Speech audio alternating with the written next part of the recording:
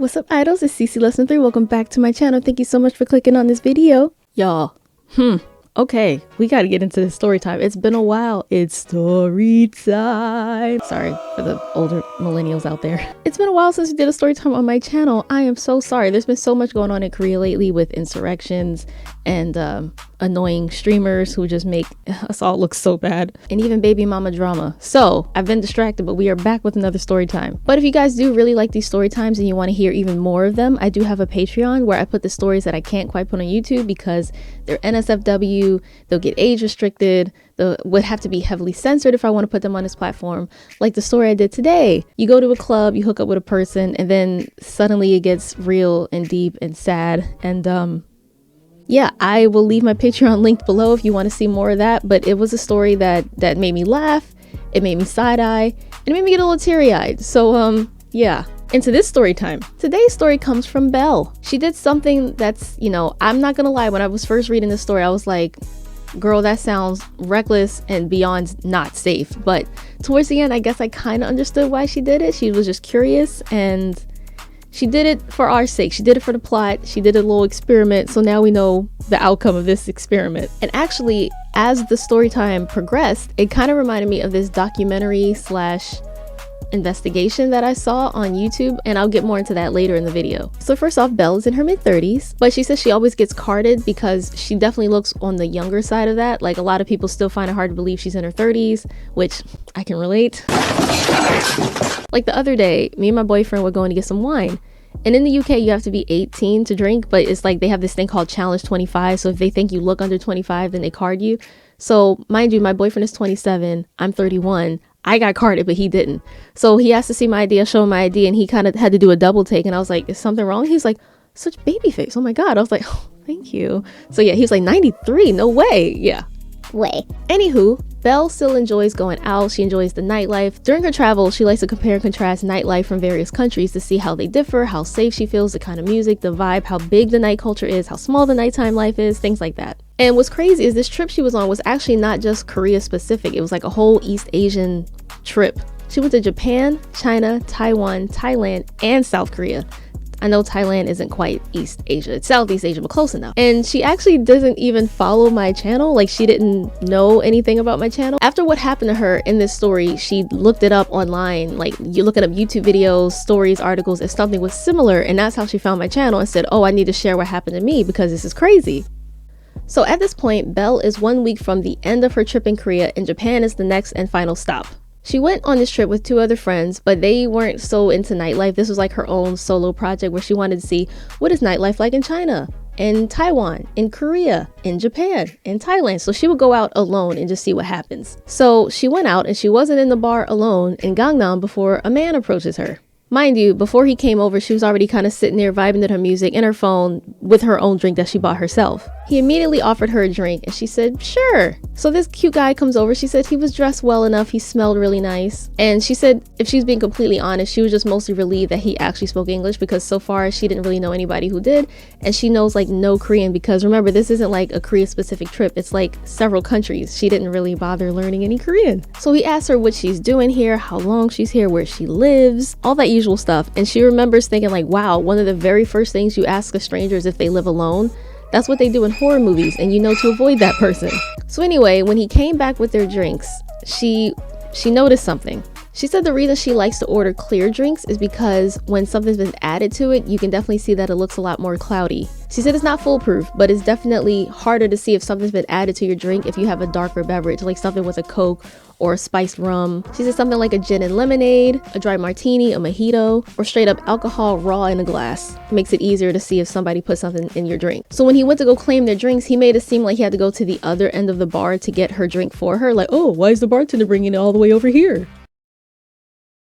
That's odd. So not only was it a little cloudy when he came back over to where she could see him, but she also noticed a little bit of powder on the rim. I walk this empty street on the boulevard of broken dreams. So Belle said she had a friend in uni who was drugged while clubbing, and she's fully aware of the symptoms, how quick they take effect, and what happens to these defenseless victims. So Belle suddenly gets this idea to pretend to be affected by what he put in his drink. She was going to pretend to sip it, but not actually sip it, and just see how his behavior changes, see what he does when he thinks he successfully drugged this foreign girl in Korea. By the way, she could not offer enough disclaimers throughout this whole email. She does not recommend anyone trying this. She says she's a grown-ass woman. She can handle herself. That's the only reason she felt okay doing this.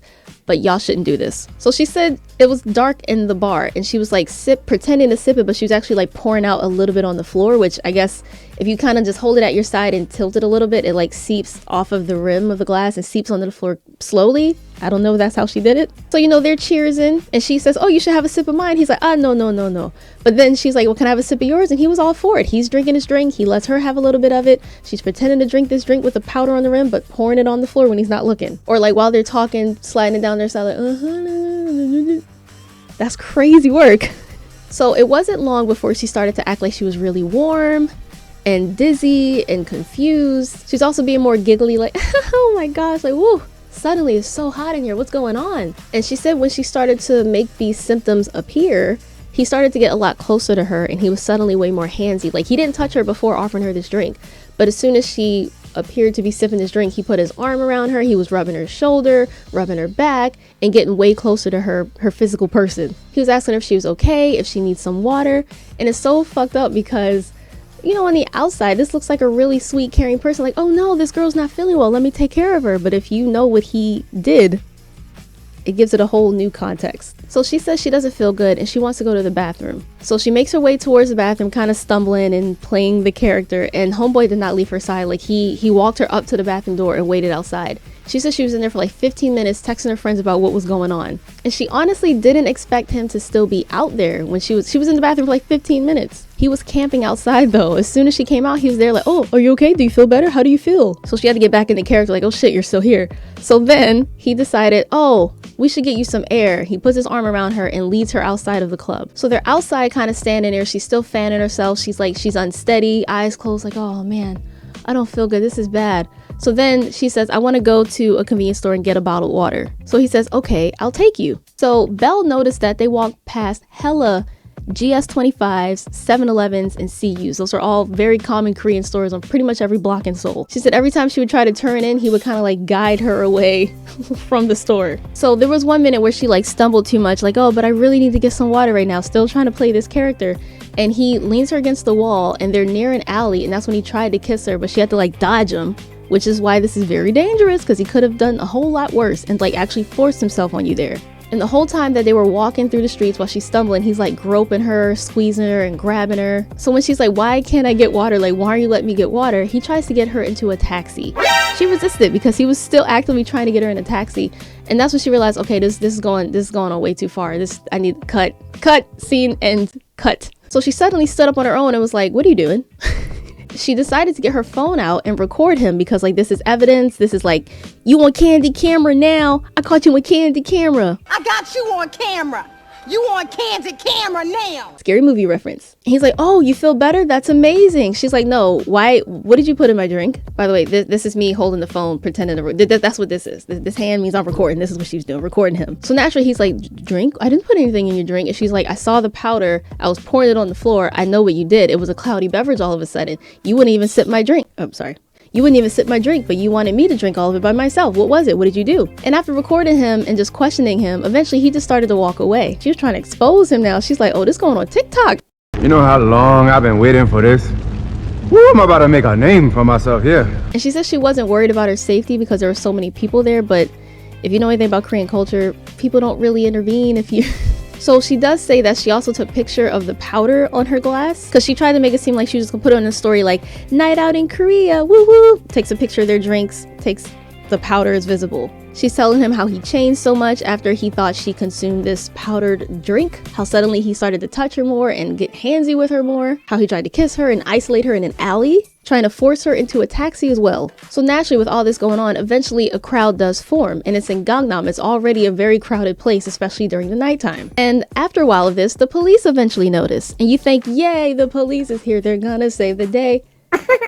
That is not correct. So Belle's like, oh, your ass is grass now. The police right over there. Wait till they see the evidence. I have the picture of the powder in my drink. But yeah, keep in mind, she does not speak Korean, so it's his word against hers. So this guy goes up to the police and tells them that this strange woman is recording him and he doesn't know why. So the officers did their best to try to talk with her through a translator. There were a few of them who spoke a bit of English, but she could tell that what she was trying to tell them was not being conveyed and they did not understand what she was trying to say. So eventually the police told her to delete the video of him and to delete the photos because it was violating his privacy. They like watched her over his shoulder and made sure like the video, that delete, the picture, that delete. They said because she wasn't actually hurt, because of what he said happened, it doesn't make sense that she would just follow him and record him. If he's trying to hurt you, why would you follow the person trying to hurt you? You would try to get away. So they didn't believe her at all. Bruh, what? I swear, these days, police don't actually want to do their job and investigate. They want to do whatever is the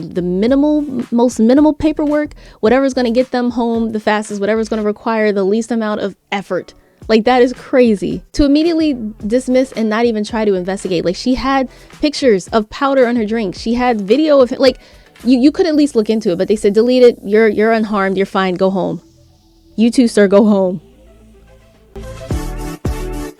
So the police stayed with him and ensured that she would leave. So they like let her walk away. They said, you need to leave. We're going to stay with him to make sure he doesn't follow you. And the reason I say I kind of understood why she did what she did, I'm pretty sure I've talked about this before on my channel, but we've gotten some new people recently. And for those who haven't heard about this, there was this documentary somewhere in like England. I can't remember specifically where, but part of it was in London, where it was like an undercover investigation where a woman went undercover investigation. So you don't got to let them know that a woman went undercover for an undercover investigation.